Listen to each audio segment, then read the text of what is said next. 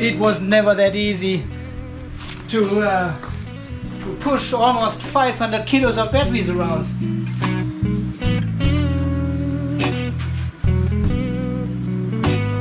Amazing upgrade to all these 15 rollers here. That makes a huge difference. Look at this with one hand. Amazing, right? Gobel Power still has the best rollers for your batteries. Guys, and welcome back to the Off-Grid Garage here in super sunny and even more super hot Australia. We measured like 42 degrees today here on this outside temperature sensor. And it is like 35 here inside the garage, so it's not very pleasant. But I'm only here for a short moment because we want to connect this battery here and make sure we charge it fully up. This top battery I'm talking about here. This is the Gobel Power Do-It-Yourself Kit version 2 with the EVE MB31 cells. 314 ampere hours, over 1 kilowatt hour per cell, times 16. And I really want to find out if we can discharge 16 kilowatt hours from this battery here. Firstly, we need to fully charge it. It claims it's on 67%, but this is not calibrated yet. The cells are on 3.2 volts or something. We have a look in a second. But first, let's connect it to our battery shelf. We are floating here for quite a while now. So the whole system is just idling, waiting for a big load to connect. And what better can we use than this Gobel? It's not that easy if the rollers are pointing the other way. Alright, battery has now been connected and we want to check the voltage here on the bus bar, which is at the moment nothing. Okay, alright, let me turn on the circuit breaker and we measure again. Positive, negative. We've got 52.74 volts. Okay, we turn this off. So this was the voltage directly coming from the battery. I turned off the circuit breaker, so we've got no voltage on the battery terminals again, and I'm turning on the circuit breaker over here, and this gives us voltage on these cables coming from the battery shelf, and we should see the same polarity and 53.6 volts because we are floating, and we are on 53.65 volts. Perfect, and polarity is correct. So this is just a quick check to make sure the polarity of our battery matches the battery shelf here. Before I turn on any circuit breakers and parallel this battery with the battery shelf here. We don't want to have any complications. And we should see a bit of current going into this battery now. It starts charging at 43.64 amps. So we have a 63 amp circuit breaker here, which can probably handle around 80, 85, 90 amps for quite a while. But it is relatively hot inside here. So I would say between 70 and 80 amps should be fine. Okay, and because the voltage difference is only 1 volt at the moment between the battery shelf and our test battery here, I want to increase the float voltage in my system from 53.6 carport. There it is. That's the master. So we actually increase the voltage in our battery shelf here a bit, which pushes more energy, more current into this battery here. Oh, there's an update. Okay, not now. 53.6. We probably go here to, let's set this one here to 54 volts. So we should now see an increase in amps going into this battery. 33 at the moment. May take a moment until the solar charge controller are ramping up. Okay, set this to 55 volt float voltage. This should increase our energy flow into this battery now. Okay, I think I've started too late here, but we had these issues with the BMS this morning, so I had to fix this first before we actually could do the capacity test here. And the solar is obviously not pushing more energy into the system here. 3 kilowatt from the MPPTs and 650 watts from the tilt system, and only 3 kilowatts going into this battery. So we're actually discharging our battery shelf a bit. There's just not enough solar there. Damn it. So it will take until tomorrow until we see 100% charge with this battery here, but this is fine. It again shows you 100% state of charge batteries in parallel with one which is around 30%, 25, 30% only, but very similar voltages, not much current going in. See, 27 amps going into this battery only. Very, very cool. Lithium iron phosphate is so easy to parallel. Just connect them and they balance each other out without having a huge inrush current. It just works. And I've also updated this BMS here to version 14.25, which is the latest and greatest for version 14. So it shows us here additional information like the status of the buzzer, the dry 1 and dry 2 contact. Yeah, all of these three are off. There's also another feature which is showing us the charge status, bulk, absorption or float. But for some reason this is not showing up here. Maybe I need the newest version of the app for that, so I need to ask Qigong again. But at the moment we are charging with 25 amps into this battery here. It claims it is at 68%. I'm not sure. I don't know. Could be, but usually these cells, they are coming with 25-30% state of charge only. And these were brand new EVE cells we put into this case. So I doubt we are actually on 68%. I've also changed all the settings here in the parameter section. So I'm not using this BMS here to report any settings to the Victron system or so. It's just in parallel with the battery shelf and the MPPTs will take care of it. Bummer. I was really hoping to connect the battery before noon and we could take full advantage of the surplus solar energy here because we are floating for quite a while and the system is basically throttling down and wasting all this energy now because the batteries are full. But then we had to deal with this JK-BMS issue and the voltage on the case here of the do-it-yourself kit. And this took basically the whole morning to figure out what's going on, replacing BMSs and testing and disassembling everything again. So we are late to the show and that's why we don't charge very fast 26 amps only. Definitely not ready by today anymore. There's not enough sunshine anymore. We are at 330, 3 kilowatts coming in and the tilt system has turned off, but this should kick in at any moment again.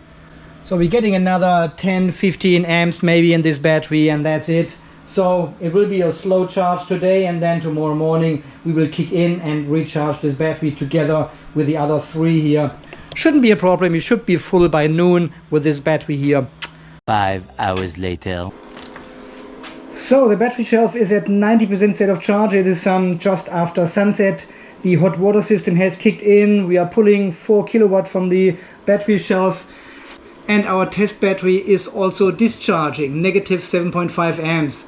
So it seems like the battery is actually at a fairly high state of charge already. So 75% could be actually true. And it is now contributing a little bit of energy to the whole system to supply hot water and all the other loads at the moment. So we should see a full charge tomorrow around noonish or something. And then we have another look and see if this 100 amp BMS can actually handle these 16 high capacity cells. Yeah, 314 ampere hours at least, maybe 330. And we have only a 1 amp active balancer in this BMS. So it will be very interesting to see how this all performs, how this works out. But I think it'll be fine. I've got a 0.6 amp active balancer down there on the JK-BMS and it works a treat with the 280 ampere hour batteries. No problem at all. Best balanced battery ever. So my friends, until tomorrow morning you have a very good night's sleep and sweet dreams. Good morning my friends, we are back in the off-grid garage here. We are still charging this test battery from the MPPTs and tilt system. The BMS claims we are at 82%, 42 amps going into this battery here. And this is mainly what you can see here from the DC power. Yeah, this is actually DC power. So mainly the DC system is what feeds this battery at the moment here in parallel to the battery shelf. So we're still a bit away from hitting 100%. It will be interesting once the battery shelf is getting full and the voltage rises. Then we will push far more energy into this battery because I believe this one is on a lower state of charge than the battery shelf. So at the moment the voltages are very similar. There's not much difference in current at the moment. I'll keep pushing power into this battery here and be right back when it gets interesting. Many hours later. So and after a couple of hours the BMS says we are at 99% state of charge. Of course this is not true. We are at 53.9 volts. So there's still something going in, 27 amps. Yeah, let's give it another half an hour to hour until we actually see 100%. So I'm just having a look here at the BMS. We are charging this battery with 28 amps. And we can see here we are actually charging the battery shelf with 60 amps. So two-thirds of the power goes into the battery shelf, 1/3 goes into this battery. Interesting. And this is all balancing out automatically because the battery shelf is in a higher state of charge. It wants to raise the voltage, but it can't because this battery is in parallel, which has a lower state of charge. So the voltage is just a tiny bit lower. And this one is basically slowing down charging over time because the battery wants to rise and it needs to wait for this one to catch up, and the current is actually rising in this battery then over time. And then eventually all batteries are on the same level. As I said yesterday, lithium iron phosphate is so easy to parallel. Okay, let's keep charging. We're still at 99%, of course. So, and now you can see the battery here on 54.67.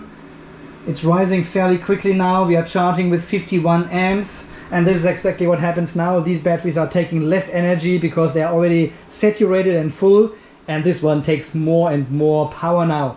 So current is actually increasing. But we are still on 99% because we haven't reached the reset voltage. And we also need to wait for the float timer to run out, which sits on 12 hours. Okay, that's a bit too much. Doesn't matter, it's just for a test anyway here. I've explained this all in one of the last videos. If you want to have a look at the detailed functionality of this new firmware now here, have a look at these videos, I'll link it down below. While our main battery, the battery shelf, is already at 55.2 volts and it's only taking 2.4 amps. Look at this. All the other energy now goes into the load and this test battery. And the voltage difference is mainly because of the high current we have now and all the losses on the cables here, all the connections, circuit breaker, there's an Anderson connector in between to connect to the circuit breaker, and all the connections adding up, and we're seeing only 54.8 volts here. But as this battery absorbs and the current goes lower, the voltage will also increase, and eventually we will see here 55.2 volts as well. So I've now increased the float voltage here to 56 volts in the solar charge controllers to keep the voltage a bit higher so we can push more energy into this battery. And we are still charging with 21 amps. We are at 55.8 volts. Deviation is actually pretty high, 68 millivolt. But this is the first ever top balance we do with these 16 random cells. So we will see how good these are actually matched once the battery is fully balanced, and then we do a discharge test. If you remember the discharge test of the Yishi Young box here with the EVE 280K cells, these were actually exceptional well matched. Yeah, we had only like 100 millivolt deviation once we discharged the battery down to 2.5 volts. So we have to wait to see if we can achieve similar results here with the MB31 cells now. The charging target voltage is now at 56.4 volts. Still charging with 11 amps into this battery. Deviation has increased to 106 millivolt.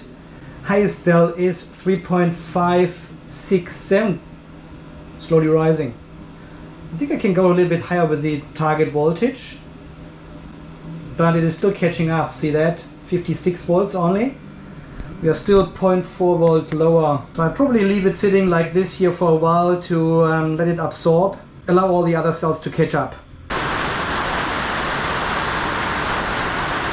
Wow, how crazy is that?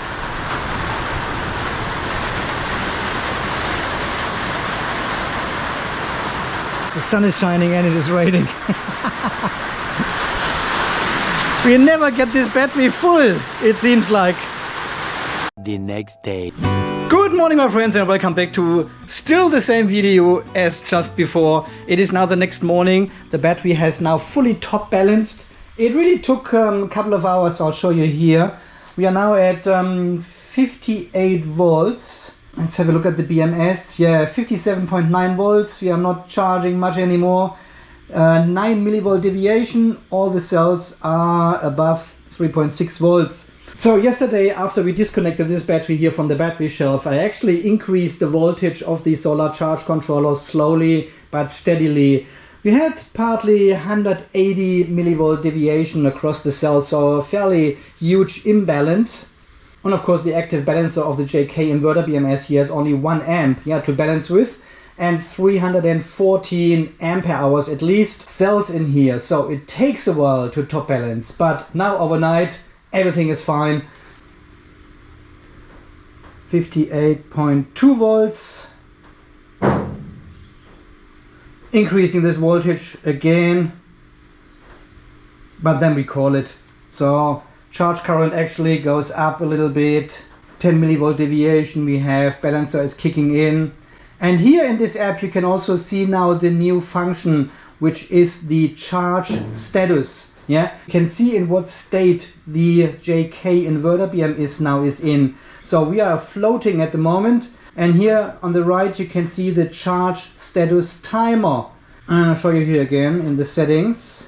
Here is the requested float voltage timer, 12 hours, 29,290 seconds, right?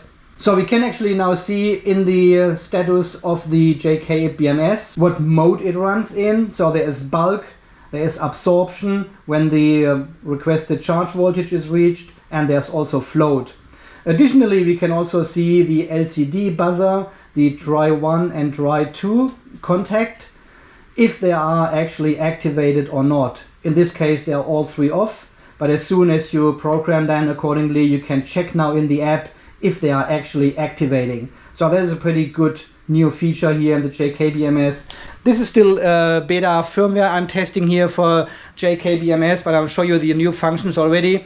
You need to upgrade the firmware again of the BMS plus the app as well. This is all coming very, very soon. It is running stable as far as I can tell. So pretty cool updates to the JK-BMS here, makes it even better. All right, my friends, I think we are fully charged now. We can start the discharge test. I'll prepare everything, connect the Victron Smart Shunt test as well as the Peter inverter here, and then we discharge this battery fully into, not into the Tesla this time. No, I've got a very special load this morning. We can dump this energy in. I'll show you in a second. Okay, my friends, I have prepared everything for the big discharge and capacity test of the Gobel Power Do-It-Yourself Kit version 2 with the MB31 cells, 314 ampere hours. So we are expecting 16 kilowatt hours plus coming from this one battery here. I've installed the Smart Shunt test here. 2 battery minus goes to battery minus, nice. The rest goes into the Peter inverter. I have also connected the remote display for the Peter inverter because otherwise the display is on the other side there. Then we plugged in the extension cable going all the way through here, over here to the shed. I've got the 10 to 15 amp adapter plugged in. This is only a 10 amp fuse, but we want to charge this vehicle with 12 amps. This is the Ioniq 6, what is it, 2023 model? Yeah, cool. And it has a capacity of 77 kilowatt hours. Roughly, yeah. NMC battery. I've got the Tesla adapter there. Oh. Because this one can charge with 12 amps. Okay. Yeah. So we use the Tesla one. And I hope the breaker will actually hold here because we are discharging with 12 amps. But the breaker is only 10 amps. In the past it always has worked when we used 11 amps with the Tesla, but now with 12 amps we will see if this actually works. Ooh. Nice and beautiful car. I've driven it yesterday already. Very smooth and fast. Okay, discharge has started. 47 amps we are pulling from the battery. That's probably everything we can pull. I'll see if we can get a little bit more, but maybe not. History, yep, this is all zeroed out. We're on 100% state of charge, 55.6 volts. Oh, the only thing we need to do is turn off our solar because we don't want to recharge the battery at the same time, because this is a capacity test. So what can we see here? 55 volts, 230 volts and 2.7 kilowatts. Yeah, probably because of the extension cables here we are not pulling more. Let's see, we are at 50 amps roughly. Let's see if we can take a little bit more out of this system here and charge with well, ideally 314 ampere hours. Yeah, 0.2 C means 63 amps should be ideal. So the vehicle shows we are charging here with 2.5 kilowatts. This is the maximum we can get into the car at the moment with this setup here. And my son Stefan here, or Steven, yeah, has also got a USB dongle plugged into the Ioniq 6. So state of charge 24%. Battery power 2 kilowatts. This is what goes into the battery actually. Battery inlet 30 degrees. Doesn't show us any current here, huh? There's some numbers coming on. Yeah, you can see here the high voltage EV battery. This is an 800 volt technology. You've charged with 245? 245? Yeah, maximum? Yeah. Oh, that is a lot of power. 20 to 80% is like 14 minutes or something. That is crazy. Under 15 minutes. It's a charging monster. Wow. Yeah, it doesn't show us any amps here in the app. Oh, no, that's yeah, that's target. That's 38 would be too much anyway. Because it's a high voltage system now, we should see around maybe 4 or 5 amps or something going into the battery. Yeah, this is a different value here, but around 2.7 amps, that could be actually what going into the battery at the moment at 800 volt. And battery current 3. 3 amps, 3.1 amps it shows, yes. At 800 or 690 volts it has. So, pretty cool.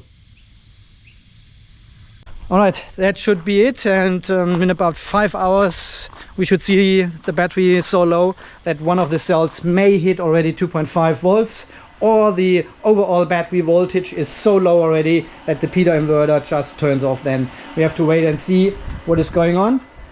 We will have a look at the BMS here again and see if there's any outlier. We've got 20 millivolt deviation and we are now discharging with 52 amps around. So this is probably everything we will get. Alright my friends, you have a wonderful morning or evening or whenever you watch this video here, and we see us again in around 4.5–5 hours. So we are now discharging this battery for 3 hours and 39 minutes, 8.7 kilowatt hours so far, or 167 ampere hours. That is insane, and we are still going for another 2 hours and 46 minutes, the Smart Shunt thinks. Quick look at the BMS here, it is charging with 55 amps now, 46% it says. Deviation is still around 15 to 20 millivolt only, so everything seems to be nice and fine. Temperature inside the battery box is on 34 degrees maximum. We have like 35 degree ambient temperature here. So all good, battery and system are running strong. So we are now testing for several hours. We had a bit of a problem with the electric vehicle charging equipment, which was accidentally lying in the sun, and therefore the discharge current throttled actually down to 1.3 kilowatts instead of 2.7 kilowatts. Yeah, and it took us about half an hour to cool everything down again, reconnect, and then we could charge with the full power again. But apart from that, everything is working fine. You can see we have discharged already 305 ampere hours, which is 15.8 kilowatt hours so far, yeah? So we are definitely getting over 16 kilowatt hours with our test. We are still around 8 to 10 ampere hours short to the promised 314 of the MB31 cells. There we go, we're just under 50 volt battery voltage now, discharging with 57 amps now. BMS says we've got 1% capacity left. Well, it will show this 1% until we hit the 2.6 volts or whatever we have set for 0%. But we only have 33 millivolt deviation at this low voltage. So that is all good. Temperatures have risen to 38 degrees inside this battery box here. So it's getting really nice and warm, but that's fine. That's all part of the test. Yeah, and so far everything is working as designed. No problems. So we are now at 43.8 volts and I'm trying to connect to the BMS. Come on, JK software. 31. Yep, here it comes. Noise still 1%, discharging at 60 amps. Status 321.7 ampere hours so far. 16.6 kilowatt hours, my friends. That is insane. Okay, I think we will see a shutdown every second now. There it is, 16.6 kilowatt hours, 322 ampere hours. So, and here in the BMS we can see cell number 6 is the lowest cell, 2.57 volts, and cell number 14 is the highest one, 2.826 volts. So with this test we have also determined the cell with the highest capacity, cell number 14, and the one with the lowest capacity, which is 322 ampere hours for cell number 6. So obviously our cell number 6, which is the one which has reached 2.5 volts the first, has 322 ampere hours. All the other cells have more than that, yeah? We can only determine the lowest and the highest here. But the lowest is setting your usable ampere hours or capacity of your battery anyway. And yes, some people have said these batteries have over 330 ampere hours. And if we do a single capacity cell test only, we will probably get a bit more ampere hours out of these cells than 322, because the overall pack capacity is always a bit lower than individual cell capacity tests. But 322 ampere hours, my god, I mean, come on, 16.6 kilowatt hours. That is the biggest single battery we have ever built here in the off-grid garage. Wow. As always, guys, I linked these cells from Gobel Power, the EVE MB31, down in the video description as well as on my website. There are so many good cells out there on the market right now. You can buy the LF280K, which has just over 300 kilowatt hours, or the MB31 here, brand new from EVE, with over 320 ampere hours now. The quality and performance of these cells is very, very high. So I can only highly recommend them. And as always, there are some discount codes for you as well on my website. Gobel Power is always providing discount codes for you guys. So grab them, grab some MB31 cells and build your 16.6 kilowatt hour battery. Alright, my friends, finally we have done the discharge test, the capacity test of these MB31 cells. It took us quite a while, right? Because we had so many issues with the do-it-yourself box and the JK-BMS is inside. 2 of them faulty while building this box. So there was more troubleshooting necessary and this all costed time. And now finally we made the capacity test. Amazing. As always, guys, thank you so much for watching. Thanks for all your amazing support here. Welcome to almost 102,000 subscribers here on the channel. That is absolutely crazy. Thank you so much for your support. And of course, a special thanks always goes to these people who are donating to the channel, buying me a beer in these sunny and hot conditions. Thank you very much. Alright, my friends, until the next video, you stay charged, stay safe, and thanks again for watching. See you then. Bye-bye. 16.6 kilowatt hours. That is crazy. And we also managed to charge the Ioniq 6, it is, exactly, from 23% to roughly 41% state of charge now. So this was a good chunk of energy into this vehicle. Until the next time, bye bye.